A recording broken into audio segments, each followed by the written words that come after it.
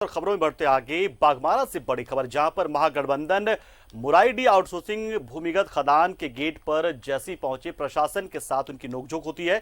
मौके पर कई थानों की पुलिस भी मौजूद है। बता दें आपको कि रोजगार की मांग को लेकर यह आंदोलन किया जा रहा है। फिलहाल स्थिति तनावपूर्ण है और किसी भी तरीके से हो सके इसे नियंत्रित करने की कोशिश हो रही प्रशासन की तरफ से, लेकिन जो मजदूर हैं और इस संगठनों से जुड़े लोग हैं वो यहाँ पर रोजगार की मांग को लेकर प्रदर्शन करने के लिए पहुंचे हुए हैं और ये अंदर भी जाना चाह रहे थे, लेकिन गेट पर ही फिलहाल उन्हें रोक दिया गया है।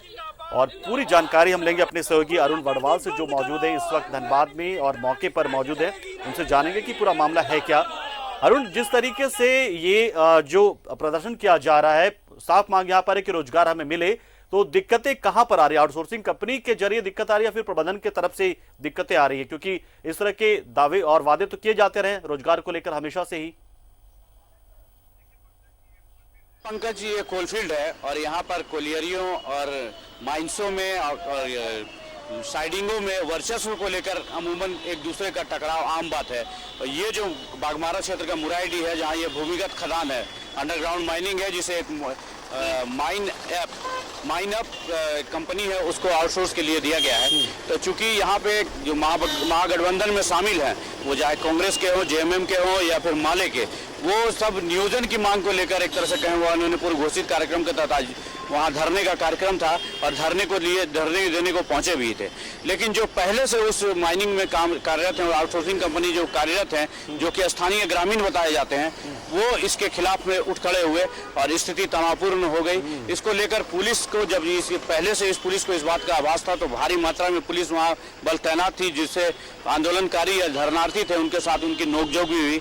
लेकिन प्रबंधन जो आउटसोर्सिंग कंपनी है या बीसीसीएल प्रबंधन, किसी ने भी अभी तक इस महागठबंधन के आंदोलन को अपना सपोर्ट नहीं दिया है, जिसके कारण वो फिलहाल गेट के बाहर धरने पर बैठे हुए हैं और ना तो प्रशासन की ओर से वार्ता की कोई पहल की जा रही है, ना आउटसोर्सिंग कंपनी की ओर से और ना ही बीसीसीएल प्रबंधन की ओर से।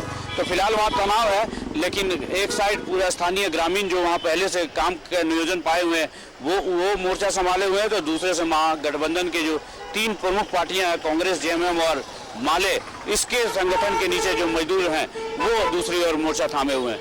तो तनावपूर्ण बनी हुई स्थिति है पंकज। जो अरुण, जिस तरीके से बताया आपने कि स्थानीय लोगों को यहाँ पर रोजगार मिला, आउटसोर्सिंग कंपनी के जरिए मिला हुआ है, लेकिन महागठबंधन भी दबाव अलग से बना रहा है, तो क्या महागठबंधन को इस बात की जानकारी नहीं, या फिर वो चाहता है कि जो लोग मौजूदा जो कामगार वहां से वो हट जाएं और उनसे जुड़े लोग वहां पर पहुंच जाएं, यानी कि कहीं ना कहीं वर्चस्व और प्रतिष्ठा से जुड़ा ही ये पूरा दिख रहा है जो पूरा घटनाक्रम? ये निश्चित रूप से जैसा कि मैं पहले भी बताया आपको पंकज, ये सिर्फ और सिर्फ वर्चस्व के लिए जंग है। क्योंकि उस इलाके में जो बागमारा फील्ड है और मुराइडी जैसा माना जाता है, अमूमन विधायक का प्रभाव वाला इलाका है, जो बीजेपी के विधायक है डुल्लू महतो, तब उस नेक्सस को, उनके वर्चस्व को तोड़ने के लिए अब ये महागठबंधन एक साथ आई है, जिसमें कांग्रेस, जेएमएम और माले है।